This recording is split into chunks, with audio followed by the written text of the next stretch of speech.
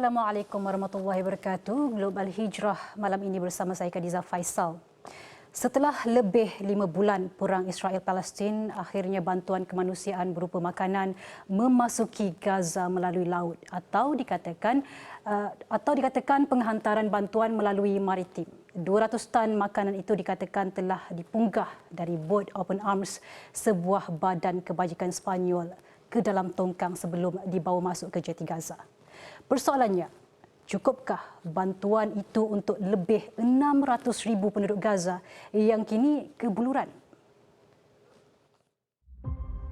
Kapal bantuan untuk Gaza ini meninggalkan pelabuhan Larnaca, Cyprus dengan menunda tongkang pada 12 Mac.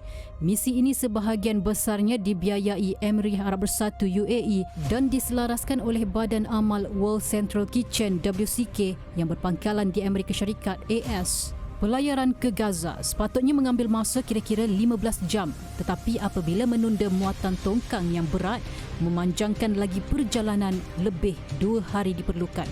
Bot tersebut membawa palet barangan dalam tin dan produk pukal, antaranya kekacang, lobak merah, tuna dalam tin, kacang kuda, jagung dalam tin, beras rebus, tepung, minyak dan garam. Sebuah jeti dibina khas World Central Kitchen di barat daya Bandar Gaza bagi memudahkan bantuan dipunggah dan diedarkan. Usaha kemanusiaan itu bertujuan mengatasi masalah kekurangan makanan di Gaza sehingga menyebabkan Pertubuhan Bangsa-Bangsa Bersatu PBB dan pekerja bantuan mengeluarkan amaran kebuluran di wilayah itu. Dan di sini pula muncul Zionis yang cuba menjadi hero tidak didendang. Tentera Israel berkata mereka telah mengawal kawasan tersebut dengan ketat agar tidak berlaku sebarang perkara yang tidak diingini. Lebih pelik, tiba-tiba kata mereka penghantaran bantuan kemanusiaan melalui laut tidak melanggar sekatan maritim sejak Hamas memerintah pada 2007. Mungkin mereka lupa kisah penindasan yang dilakukan Zionis terhadap kapal bantuan kemanusiaan Mavi Marmara, Freedom Flotilla, Rachel Corrie, Women's Boat to Gaza dan beberapa lagi misi kemanusiaan ke Gaza. Tetapi dunia menjadi saksi, Israel berlidah cabang.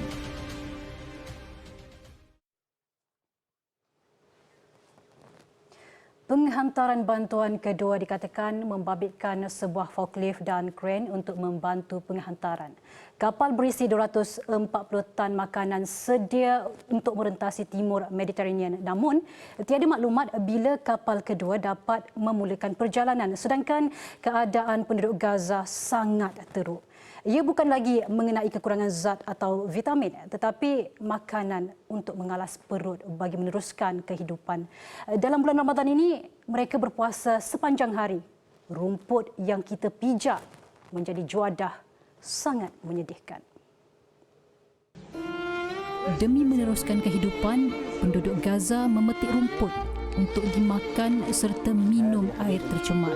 Ada penduduk yang berpendapat inilah cara Israel untuk membunuh mereka yang tidak maut dalam pengeboman, meninggal dunia secara perlahan-lahan kerana kebuluran dan dahaga. الله يسلمك. حبونا يا عمي حبونا حبونا يا عمي زمان طالعين طالعين الصبح لا شكرا.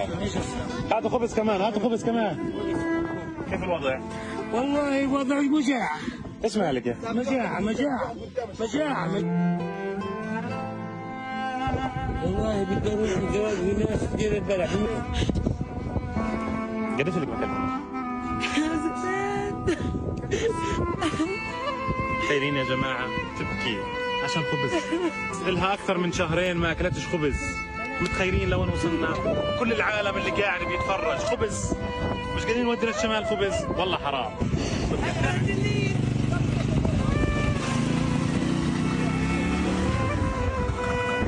ليش مالك؟ ليش تصيف؟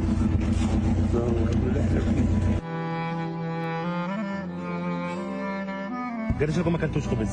لنا من شهر 11 من ايام رفض. يا الله الله يخفض الله يكرمك الله يكرمكم. Mereka yang hidup berpindah randah pula mendakwa sudah lebih 3 bulan tidak menjamah roti. Tangisan air mata mengalir sebagai tanda kesyukuran. Sementara itu, mereka yang bertuah berpeluang menjamah roti dengan kuah tomato.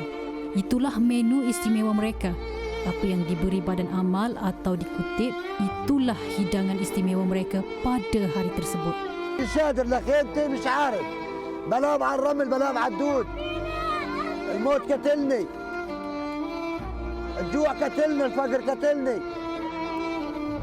علبة حليب بموت عليها لما بجيبها سطل حليب للمولودة هذه بموت عليها لما بجيبها مش حد مدور على حد قطاع غزة ده نية يموت بالبطيء اللي كان يشتري الصواريخ من الجوع اللي كان يشتري من الجوع من الجفاف الأقل الصغار الجفاف وماتوا الصغار من كتر الجوع.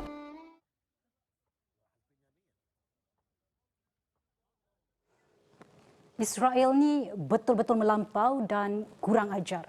Sudahlah bekalan makanan disekat, boleh pula dibomnya gudang penyimpanan makanan. Lebih teruk, di tengah-tengah penduduk Gaza beratur untuk mendapatkan makanan, digugurkan pula peluru berpandu dan melancarkan serangan darat ke atas mereka yang sedang kebuluran. Ini bukan lagi hati kering, tetapi tiada peri kemanusiaan. Israel terus menggunakan kelaparan sebagai senjata perang. Gudang makanan Agensi Bantuan dan Kerja Pertubuhan Bangsa-Bangsa Bersatu untuk Asia Barat UNRWA dibedil tentera udara Israel ketika usaha penghantaran bekalan makanan sedang giat dijalankan ke tebing Gaza. Lebih 20 termasuk seorang kaki tangan agensi kemanusiaan tersebut syahid. Menurut seorang saksi, ketika kejadian, pekerja UNRWA sedang memunggah kurma untuk diagihkan kepada jemaah masjid yang sedang berpuasa.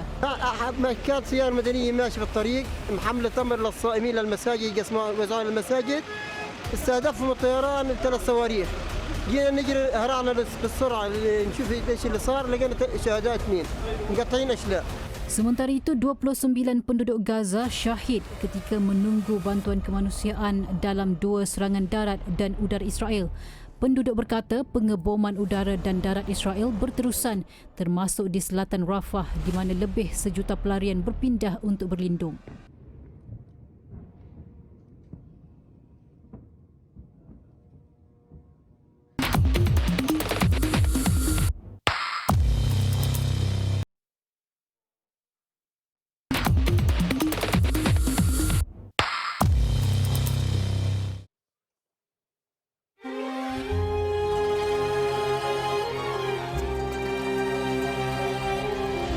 حضرات السادة ألا ترون أن في غزة إبادة أم أصبح هلاكنا موتنا عادة يا حضرات السامعين لم تروا أطفال فلسطين وكيف أصبحنا جائعين خائفين نازحين ستفطرون اليوم في بيوتكم ونحن سنفطر في الخيام ستصلون في مساجدكم ونحن سنصلي على الركاب أليس من حق الإنسان أن يولد ويحيا بأمان ونحن في غزة نموت تحت النار. Sejak Perang 7 Oktober, 1 daripada 3 kanak-kanak 2 tahun di Gaza mengalami kekurangan nutrisi dan dehidrasi dan lebih 23 daripadanya telah syahid akibat masalah tersebut. Kanak-kanak lelaki berusia 6 tahun ini antara ribuan lagi golongan tersebut yang sedang bertarung dengan kebuluran. Malnutrisi akut dan dehidrasi yang dihidapinya menyebabkan dia kurus tinggal tulang. Pesakit di Hospital Kamal Adwan ini juga dikatakan mengalami penyakit lain akibat perang 5 bulan lalu. Jumlah kematian kanak-kanak dilaporkan sudah melebihi jumlah yang dicatatkan bagi kesemua konflik yang berlaku di merata dunia dalam tempoh 4 tahun. Dan situasi kemanusiaan di Gaza umpama mimpi ngeri bagi ibu mengandung dan bayi mereka. Bayi yang dilahirkan adalah kecil dan sakit serta meninggal dunia selain ibu mengandung terpaksa menjalani pembedahan tanpa bius mencukupi. Bilangan kelahiran yang rumit adalah kira-kira 2 kali ganda berbanding sebelum perang dengan Israel bermula. Ia berikutan ibu mengandung berada dalam keadaan tertekan. takut, kurang makan dan keletihan.